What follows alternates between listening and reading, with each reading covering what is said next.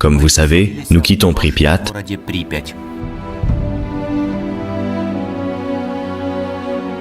Dans la dernière vidéo, nous sommes tombés sur la sécurité en rentrant. Rester près de la grande roue de Pripyat est extrêmement dangereux, surtout après qu'ils aient essayé de la mettre en marche. Oui, on est assez connus et on a beaucoup de fans depuis cette expérience. C'est ça. C'est risqué de rester ici, c'est le moins qu'on puisse dire. Allons-y, il n'y a personne. Des gens... Chut, tout le monde. Ils nous ont vus, ils ne regardaient pas de ce côté. Parfait, ils marchaient dans la direction opposée. Ils ne nous ont pas vus. Il y avait une patrouille près de la grande roue, les gars. D'ailleurs, cette patrouille est apparue ici peu de temps après que Krasom ait essayé de faire tourner la roue, et il la garde. Fais confiance à Dima.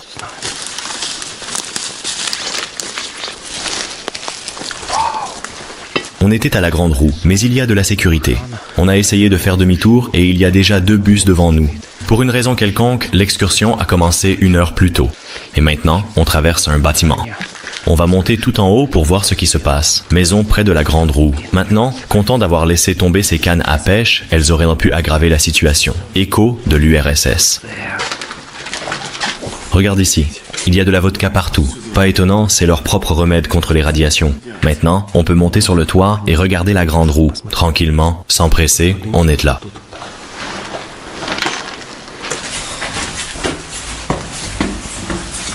C'est une sorte de dortoir? Ouais. Un dortoir? Ouais, en quelque sorte.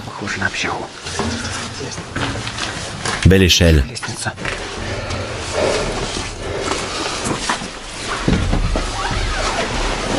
Oh là là.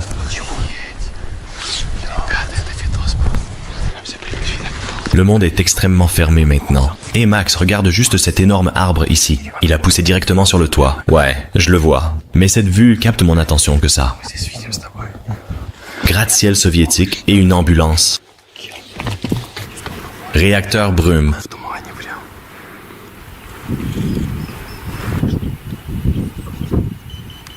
Je ne vois personne. Ça a l'air vide. Et les chefs arrivent. On rentre à la maison à travers les buissons et la forêt maintenant. Regardez ça. Qui a fait cette entrée, les gars? Ça tremble tellement. C'est dur et... N'y pense pas. Entre juste.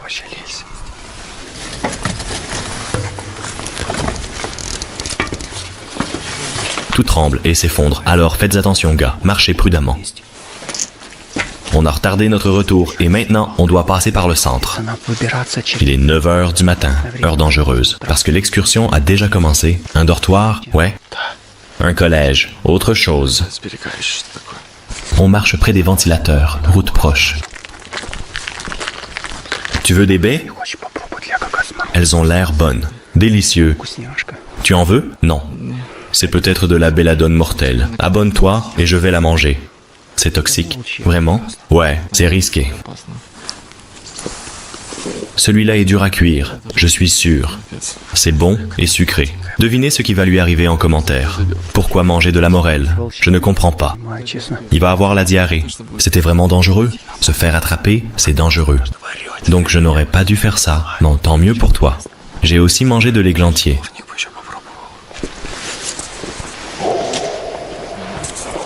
Un grand réservoir d'essence.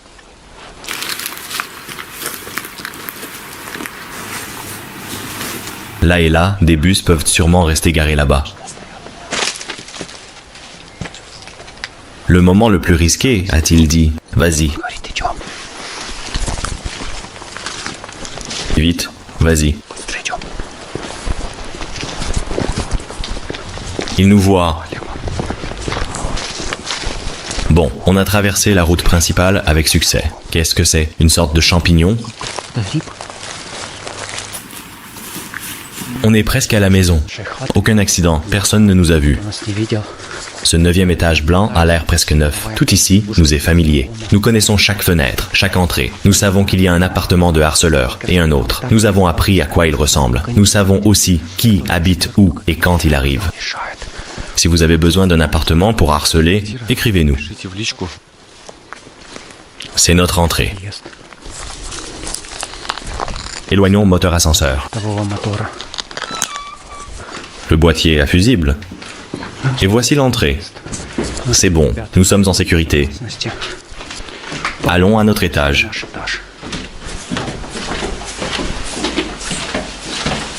Quoi de neuf, Max? Tu as aimé les blagues de Dima? Tu regrettes la canne à pêche? Elle était chère? Oui, Dima voulait vraiment rentrer à la maison, et il n'aime pas du tout la pêche. Ne filme pas, frérot. Ce n'était pas drôle. Je voulais vraiment attraper un poisson géant, absolument pour mes abonnés. En fait, c'est interdit ici. C'est un parc national. On pourrait facilement aller en prison pour ça. Je ne plaisantais pas. On ne devrait pas jouer avec ça. Donc, on a bien fait de cacher cette canne. On l'a laissée pour les abonnés. Tu veux qu'ils aillent en prison? Non, mes abonnés sont trop malins. Ils savent pêcher. Mais si vous vous faites attraper avec une canne à pêche, jetez-la et dites « Ce n'est pas à moi. Je la vois pour la première fois. » Voilà, vous n'irez pas en prison. Bon, les gars, ça fait longtemps qu'on vit ici et on aimerait répondre aux questions fréquemment posées que vous laissez sous les vidéos. Allez, c'est parti. Et la première question est la suivante. Pourquoi êtes-vous allé à Pripyat? Il y a de la radiation. Tu vas mourir. Tu n'auras jamais d'enfant. Laisse-moi répondre à celle-ci. C'est glissant.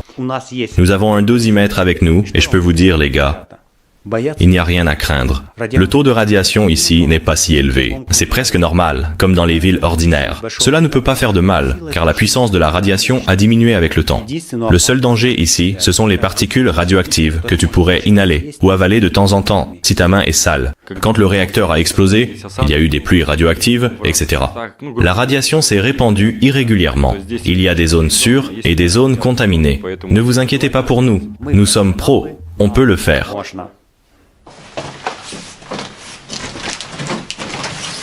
Pourquoi continuez-vous à fuir la sécurité? Zelensky a bien autorisé à y aller, non? Peut pas dire pourquoi. Parce que Zelensky ne l'a pas autorisé. Et il ne pouvait pas. Ce n'est pas de sa compétence et cela n'arrivera probablement jamais. Peut-être qu'un jour, entrer sera plus facile, mais ce ne sera que pour les visites officielles. Nous ne sommes pas en règle ici, et il y a une fine frontière entre ceux qui ont un laissez-passer et ceux qui n'en ont pas. Qu'est-ce qui peut arriver si je vais juste à Pripyat, comme un touriste, en marchant là-bas sans rien toucher, puis ni vendeur, ni maraudeur? Oh merci, bonne question, surtout pour cette jolie pièce. La première chose qui peut t'arriver, c'est d'être exposé à la radiation. Et aussi, évidemment, tu peux être attrapé par une patrouille.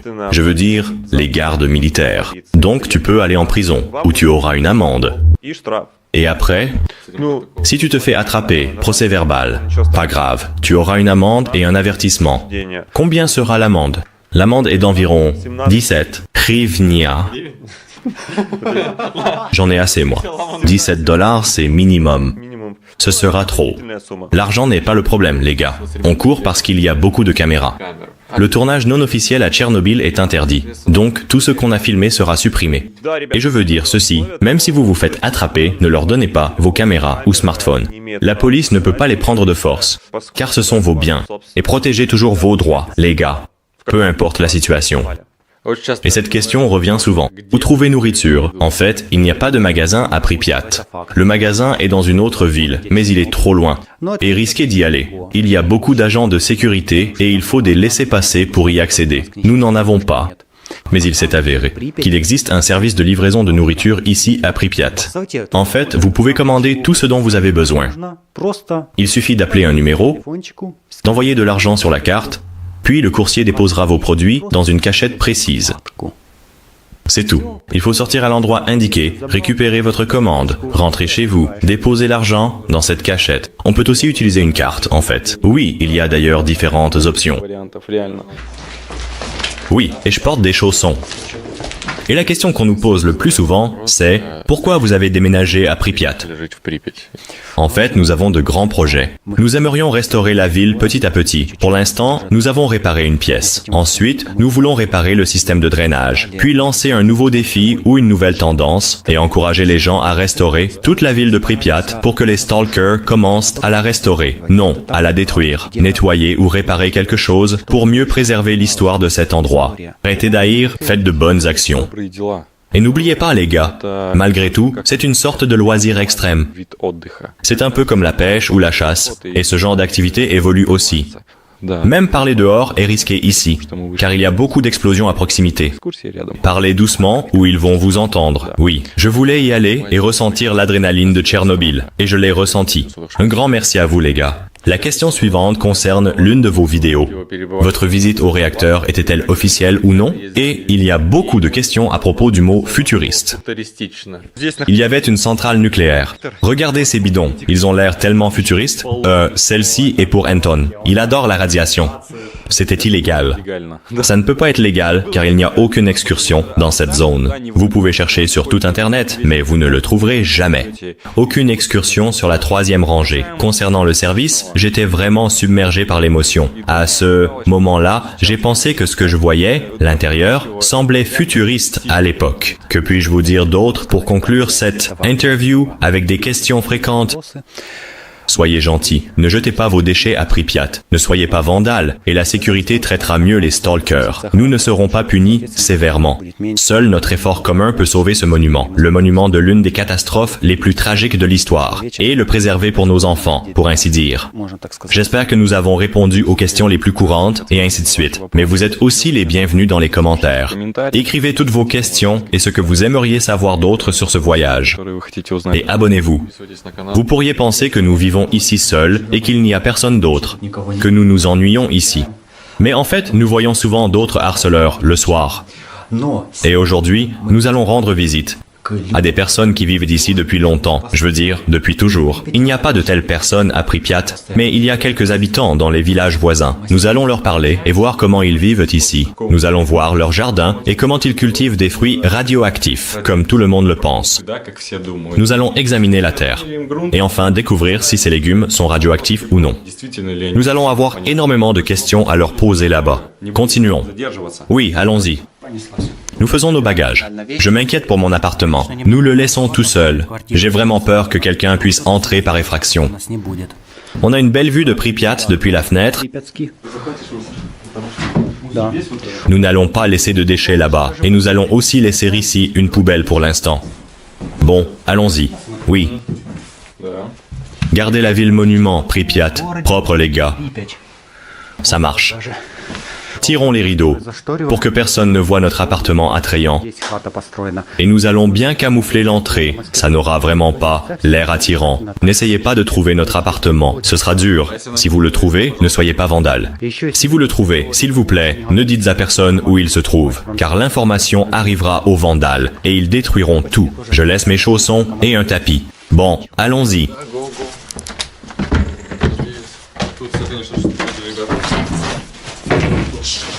Nous sommes à Pripyat, faire taire. Maintenant, nous allons voir le seau qui a été utilisé pour retirer le graphite près du 4e réacteur explosé. Un seau radioactif? Oui, nous y sommes. Le voilà. Laisse-moi prendre le dosimètre. Mesurons le taux de radiation ici. C'est un coup mortel, les gars. 11, 12, 13 000. 14, 15, 20, 27. 33 000 à l'intérieur. Je veux mesurer le métal lui-même.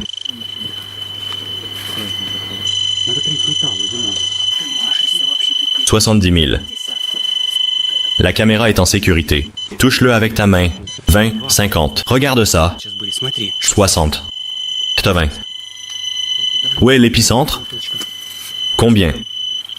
Oh, mon Dieu, c'est risqué, Alex. Tu penses que ça va casser? Je pense que c'est l'épicentre. 400, 500, 570, 570 000 micro-roentgen. J'ai vraiment peur maintenant et je me sens bizarre. Donc, on peut ressentir la radiation. 570 000, c'est trop pour moi. Il y a beaucoup de choses radioactives. Quoi de neuf? Je me sens mal, frère. Ma vision s'est assombrie. Vraiment? Pas de blague, les gars. Je suis sérieux. Quoi? Je vous l'avais dit, il faut faire vite. Ça va, Anton? Les gars, ça ne va pas. Je ne plaisante pas. Enlève ton sac à dos. Laisse-moi t'aider. On va plus loin. Tu ressens un soulagement? Combien de temps pour être irradié? La radiation n'est pas encore assez étudiée, donc personne ne peut l'affirmer avec certitude. Mais je peux t'assurer que 570 000, c'est plus que la normale. C'est 25 fois plus que le taux normal. C'est fou. Des mutations débutent. À 25 fois la dose, ce saut est le saut de la mort. Regarde cette forêt. Il y a plein de machines de chantier, quelques cabines et voitures là-bas. Et elles sont aussi extrêmement radioactives. C'est la chimie des machines qui ont participé à la liquidation de la catastrophe de Tchernobyl. Les gens ont essayé de les nettoyer, et après 25 ans, elles étaient toutes censées être réutilisées. Mais ces véhicules ont été vandalisés, leurs moteurs volés, les roues crevées, et ainsi de suite. Donc, quand les gens sont revenus après ces machines, ils se sont rendus compte qu'elles étaient inutilisables, et ils les ont laissées ici. J'ai raison? Non. Vraiment, c'est complètement n'importe quoi. C'est ce que le guide officiel m'a dit. Ils ont essayé de les nettoyer, mais l'histoire était vraiment très différente. L'endroit le plus dangereux de notre parcours est la station Yanov à découvert, où tout le monde peut nous voir. On doit se dépêcher.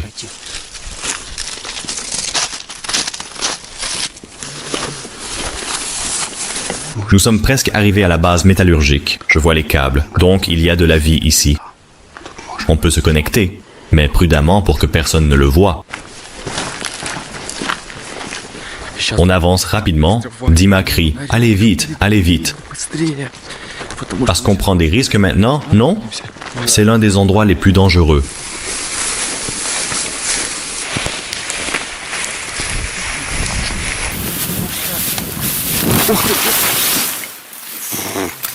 Mon Dieu, je suis tombé. Pourquoi vous êtes tombés tous les deux? Je ne sais pas, j'avançais et c'est tout. Sainte Mère. Nous sommes aussi tombés là, Anton. Allons-y, on y va. Je me rends compte que c'est le champ que nous avons traversé avec Vadim. Eh bien, les gars, voilà à quoi ressemble un village totalement abandonné. La clôture est presque en train de s'effondrer, mais il y a une antenne. Il y a des fenêtres. Le fait qu'ils vivent ici ne parvient pas aux autres gens. C'est clair là-bas. Imaginez, dans la zone de Tchernobyl, il y a des gens qui vivent. Nous allons vous les montrer. Ils cultivent quelque chose, des légumes peut-être. À ton avis, qu'est-ce qui va se passer maintenant? Est-ce qu'ils vont bien nous accueillir ou pas? Je pense qu'ils seront contents. Nous leur avons apporté du chocolat, du sarrasin et d'autres choses, du thé, du café. Nous errons dans un village et quelqu'un vit ici, mais nous ne voyons personne. Il y a un chemin évident. Mais quelles personnes vivent dans ces maisons? Vous le saurez dans la prochaine vidéo.